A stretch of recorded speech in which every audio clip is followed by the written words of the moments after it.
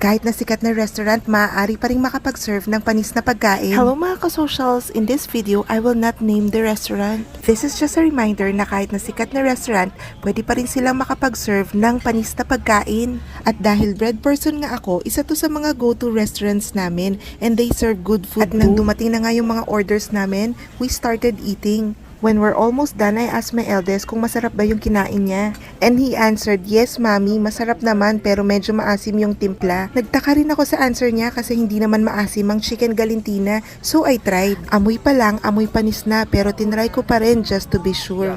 At sadly, panis nga talaga siya so I called the server and informed them.